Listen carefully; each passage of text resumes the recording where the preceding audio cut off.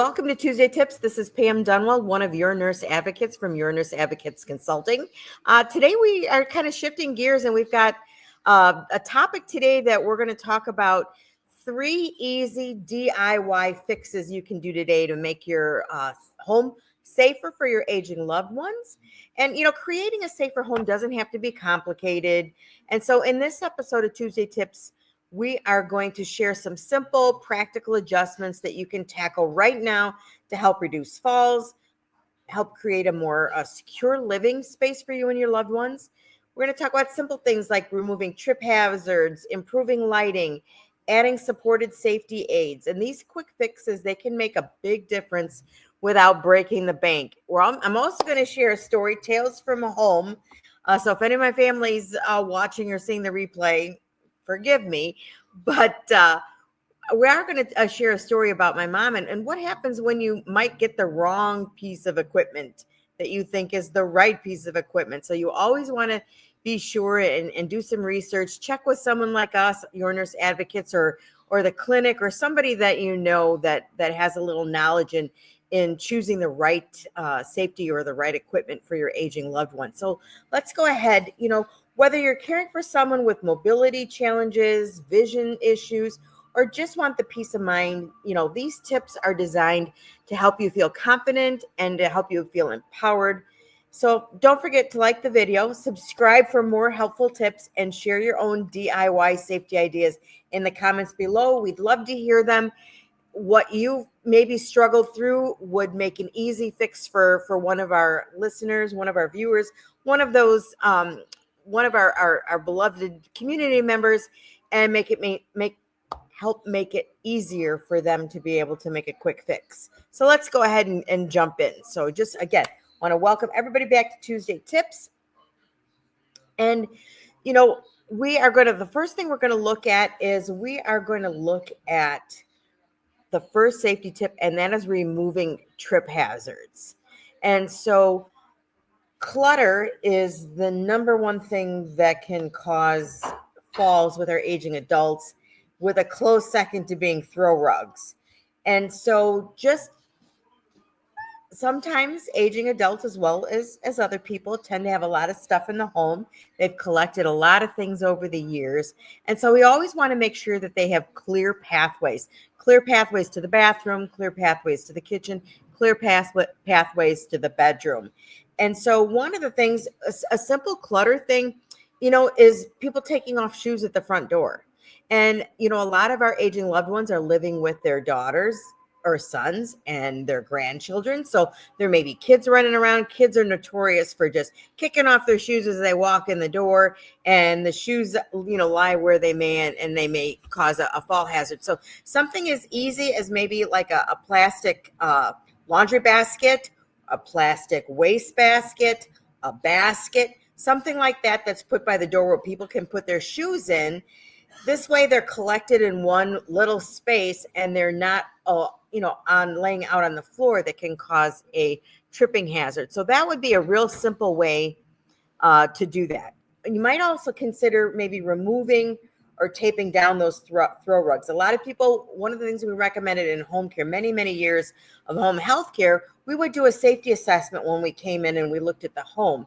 And so we would make recommendations to try and make things safer and avoid falls and trip hazards. So we would ask all of our aging adults to pick up those throw rugs, and they just really didn't want to part with a lot of those throw rugs. So maybe consider taping them down, securing them with cord covers, so that would be some way for them to have them, but then avoid a tripping or slip. Don't have any carpeting in our home, and we have several throw rugs, and I've caught myself tripping a couple of times on that. So I know that's real, and I know that can happen.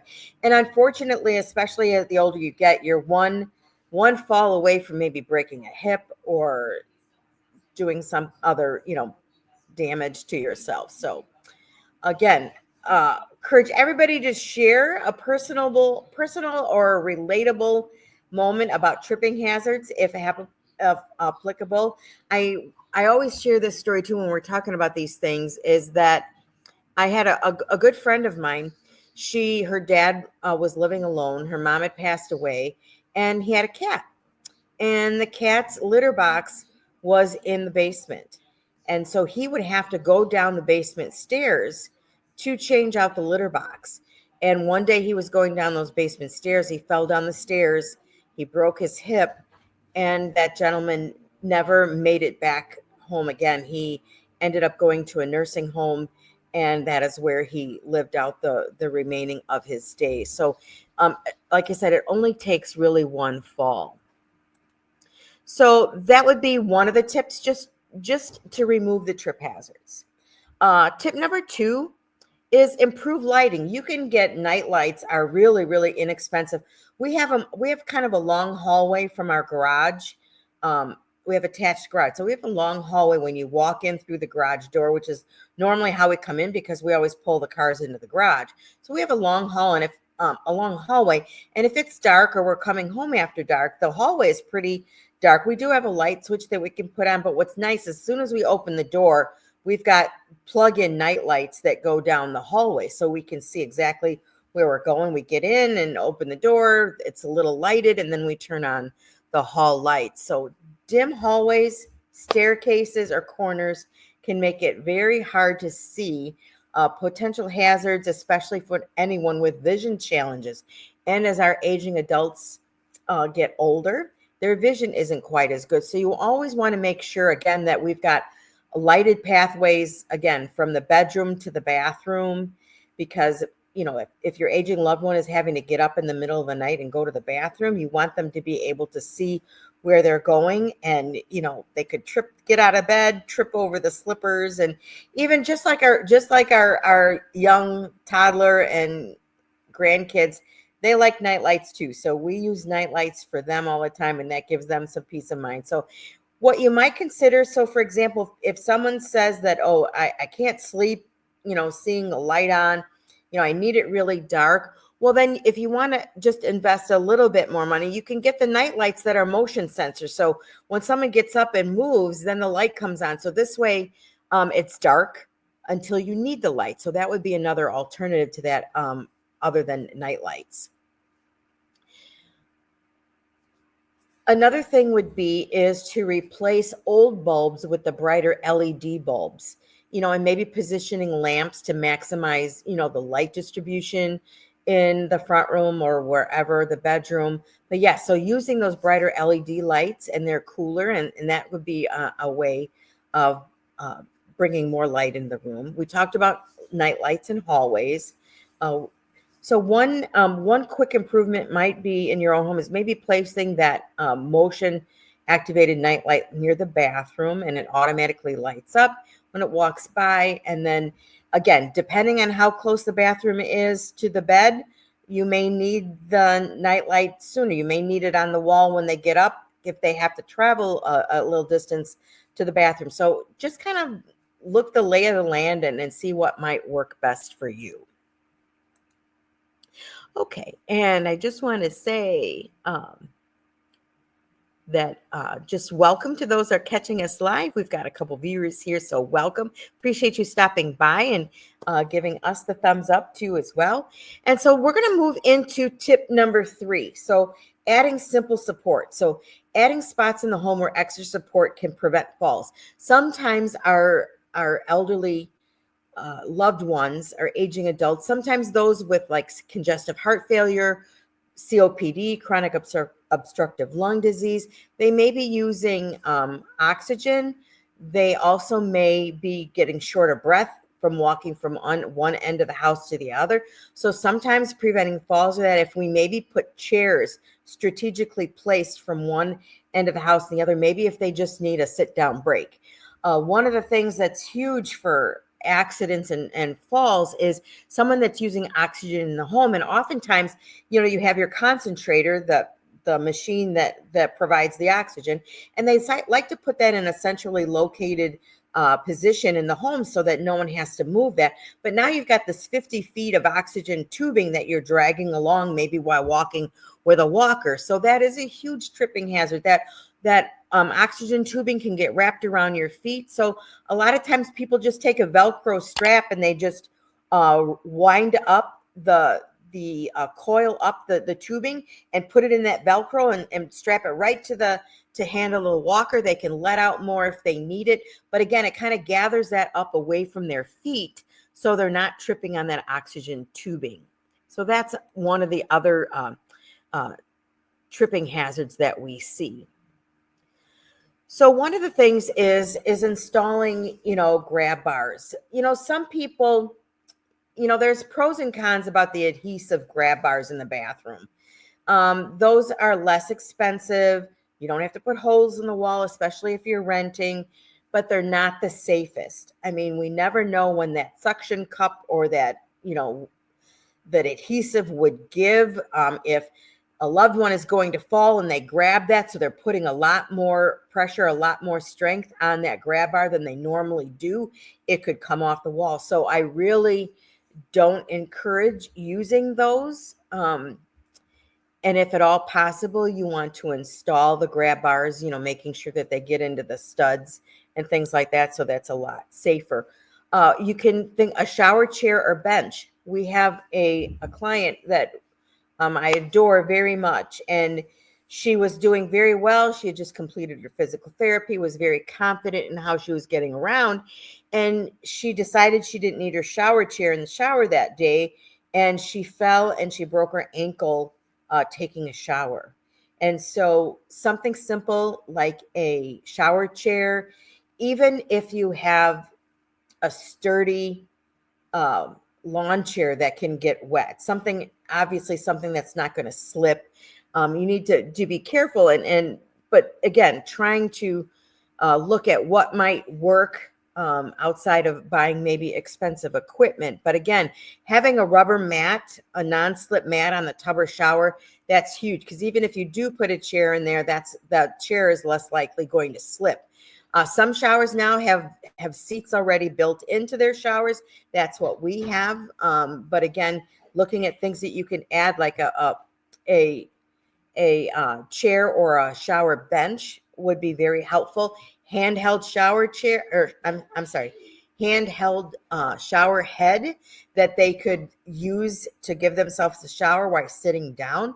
That will also help them get from overly fatigued or out of breath and be able to still be independent in giving them their shower.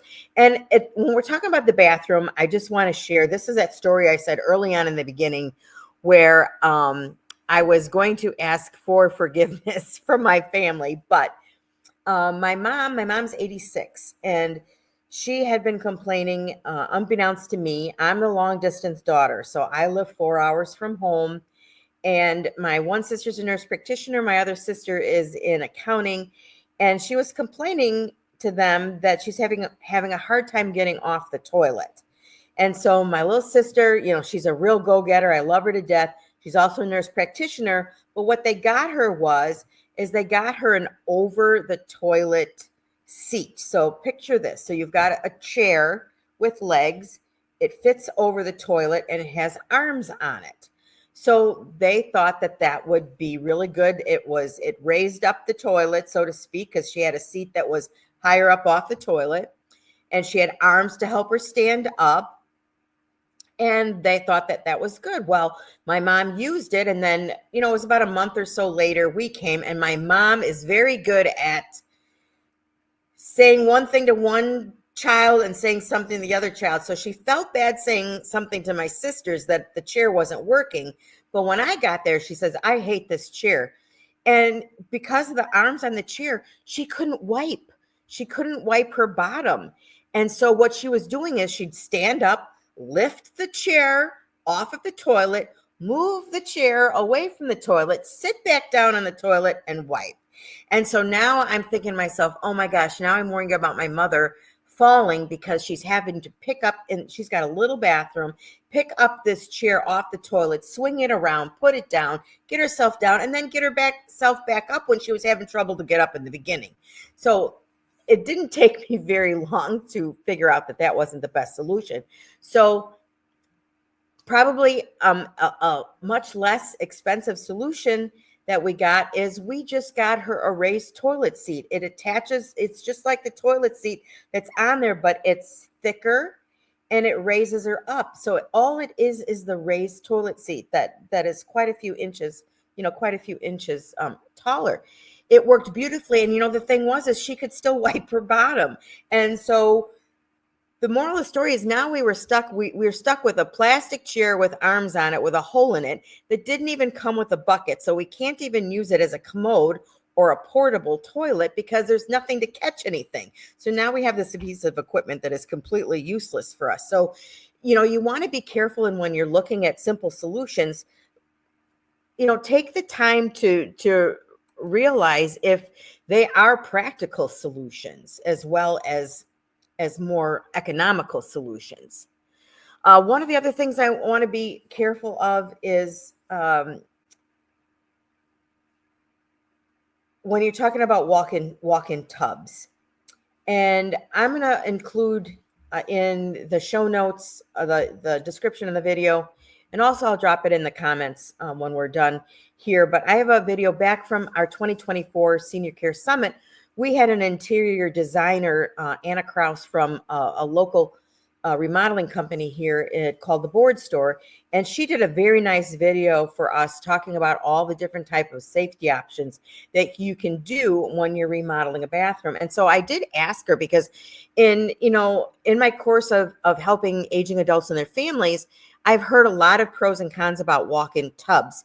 And so I asked her to address that. So she talks about that on the video, and that it looks great and everything, that you can, it's safe, but a couple of drawbacks, and you really have to look at the practicality. It takes a lot of water to fill it up. The problem is you have to open the door, you have to get in.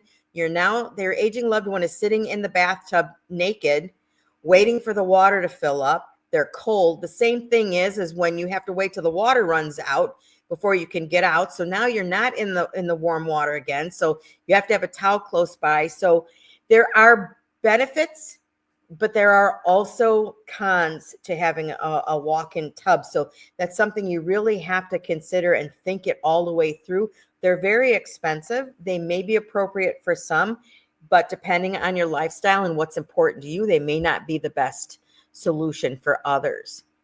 So one of the other things, like for stairs when we're falling hazard, there's a lot of peel and stick options. What we did is we just completed remodeling our basement. And so my husband did the floors, and we had some extra vinyl or planking, the flooring planks that were left over from the floor. So he did a really nice job covering our stairs with that. But what he did is he took some non-skid tape that kind of is gritty that's made for that, put that on the edge of the stairs. And it also has a glow-in-the-dark strip in the middle so that, when you open the door, it will light up even before you flip the light on. So it's we did that to provide some extra safety for the stairs. So that's something else that you can do. So just want to go ahead and just kind of wrap up. And so just to recap, we talked about removing trip hazards.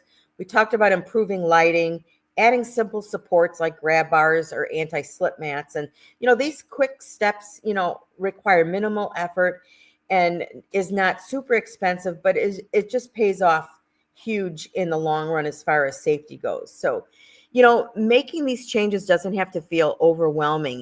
Each of these adjustments can make a safer, more comfortable space for you and your aging loved one.